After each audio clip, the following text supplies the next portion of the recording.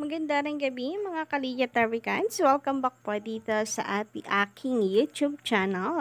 Nandito na naman nga po ako si Gandara, ang Kalija Tarikans po ninyo na maghahatid ng mga latest update and fresh happenings about po sa TVJ and Legit Tarikans. And for today's video, ang atin nga pong pag-uusapan ay patungkol po dito na sa slot ng Itbulaga ng tape sa GMA7. Ako, mukhang nanganganib raw ang Itbulaga tape. Bakit kaya mga ka-OG? Mukhang may mapapatalsik daw na noontime show. And alin po kayang noontime show yan? So, mamaya atin po tatalakayin at pag-uusapan ng buong detalye hinggil dito. But before that, nais ko po muna na pasalamatan ang mga nakikinig ngayon sa atin. Thank you so much guys. Maraming salamat sa walang sawang pagsuporta at pagtutok sa atin pong daily updates. And of course, shout out sa atin pong mga solid na tagahanga or taga-subaybay. Narito nga po ang ilan sa mga napili po nating i-shoutout for tonight's video. So, shoutout nga po dito kay Heidi Gutierrez. Maganda rin gabi sa inyo, madam. Kay Sir Romy Obispo, maganda rin gabi. Sir Joey Boy Esteban, sayan, kamusta po kayo? At ang buo po ninyong pamilya, stay safe and healthy po parate. Ganun din po dito kay Cheer LV. Cherry pala. Cherry LV. Grabe nga naman yung LV yaman yan. Shoutout po sa inyo and Sir Rodolfo Bautista. At sa mga hindi po natin nabanggit ngayong gabi, ay shoutout po sa inyo. Pasensya na po. Bawi na lang po ako siguro next time. And sa mga hindi naman po nakaka-subscribe pa sa ating YouTube channel, isa ka rin po ba doon? Nako, wag niyo pong kalimutan i-click ang subscribe button dyan sa baba. Just click the subscribe and notification bell para maging updated at una po kayo sa mga nilalabas po nating balita about sa TVJ and noontime show's latest happenings. And for tonight nga, simulan po natin ang ating balitaan at unahin na po natin pag-usapan ang TV ratings. Nako, tinambakan na naman nga po ng TVJ ang dalawa po nitong katapatan na noontime show. So, congratulations po sa Legit Darikans ng October 3rd, ito po yung November 3, 2023 na TV ratings guys at nangunguna po tayo. Araw po ito ng Friday bago po ang birthday ni Tash. So, base po sa report mga ka-Legit Tarikans, November 3, 2023, araw po ng Friday, ay may 4.6% ang TV5, which is ang E18 noontime show. Base po ito sa AGV Nielsen di umano. And ang GMA network naman ay 4.0 lang. And 3.0 naman ang It's Showtime.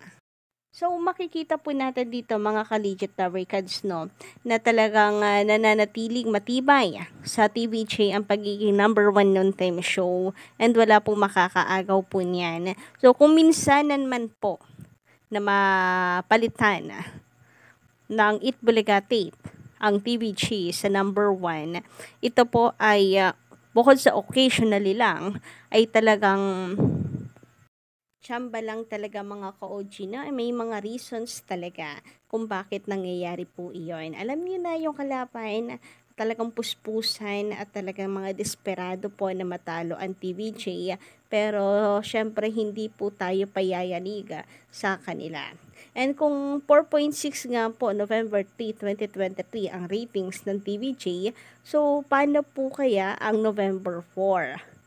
For sure, mas mataas po yan or kung hindi naman ay mananatili na number 1 ang TVJ. Sana ilabas po nila yan at wag na po nilang iburol or iburo sa kanila pong mga bulsa ang TV ratings po ng noontime show from AGV Nielsen, November 4, 2023 dahil inabangan po yan ng mga tao. Online nga po, umabot ng 1 million live views ang TVJ. Samantala, pag-usapan naman natin ngayon mga ka-OG ang patungkol po dito na sa Itbulaga tape na kung saan ay tila nanganganib raw po ito na patalsikin sa GMA network. So, may matatalsik daw po ata, no? Tila may mapapatalsik na noontime show sa kanya pong home network. Kasi naman nga guys, nitong nakaraan, pantay lamang ang kanilang TV ratings ng It's Showtime.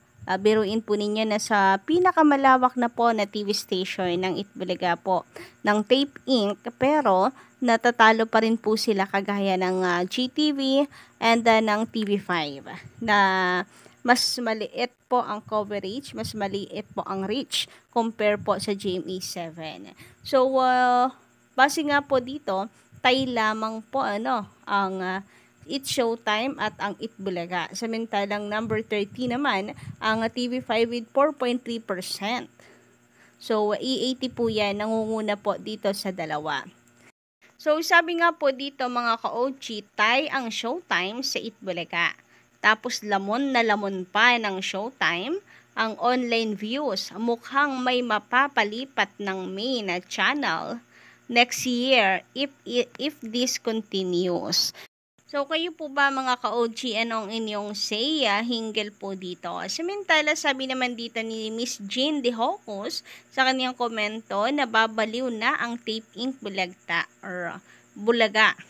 Kung ano-ano na ang iniisip, pati na yung mga host na sila Isko, Buboy, Paulo. Ingat na lang tayo, baka isang araw pumunta sa studio ng TVJ at sumigaw ng kami ang totoong Itbulaga. Hindi fake bulagta or bulaga. Grabe nga naman yun. Hindi naman po siguro nila yung gagawin dahil meron silang kontrata dito sa GMA at pati na rin sa Tape Inc. Na syempre, doon pa lamang, lalo na't wala po sila may papakita na pinayagan sila ng GMA Network na lumabas dito sa TV5, hindi na po nila kayang gawin yon. So, and about naman sa lahat, gagawin na ng Tape Inc. Talagang porsigido sila para matalo ang TVJ. Ganyan po talaga ang gagawin ng mga yan. Lalo pat very personal na ang labanan. Huwag po nilang sabihin na hindi personal po ang pakikipaglaban nila sa noontime show na E80. Nariyan na nga po sila talagang ngipin sa ngipin ang labanan para po sa titulo. Hindi lang sa titulo guys, pati po sa mga segments ng original na Itbulaga. Naglalaban-laban na po sila. Kasi kasama po si Miss Jennifer. So ibig sabihin, pati po ang mga segments ay pinaglalaban ng TVJ. Samantala, sabi naman dito ni Michael Magayon, magandarang gabi sa'yo. Sana gawin kahit 10 winners man lang para hindi madismaya ang mga pipila. Sana makarating sa TVJ.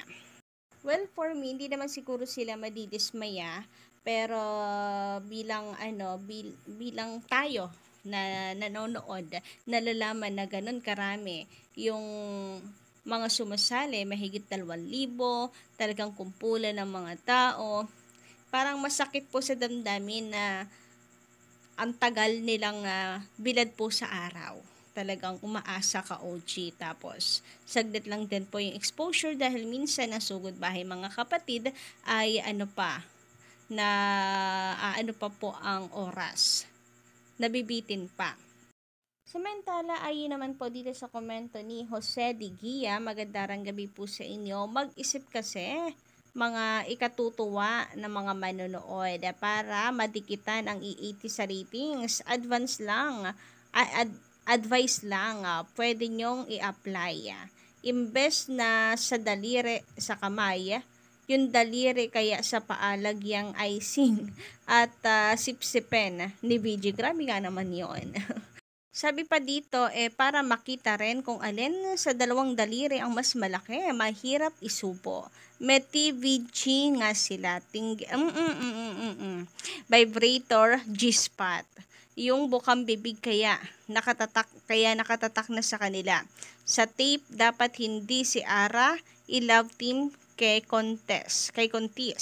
Dapat yung may edad na. Mas bagay sila ni Keanu Reeves. Dahil pareho may reputasyon. Tiyak na pag-uusapan. Walang dating pag si Ara. Total, na-try na ni Betong gayahin si Lola Belen. Ba't di na lang siya si Lola Orang? OMG, grabe po dun sa TBG. Anyway, yun lang po muna ng ating update ngayong gabi mga ka-OG. Don't forget to click the subscribe button and notification bell para po sa iba pang mga balita.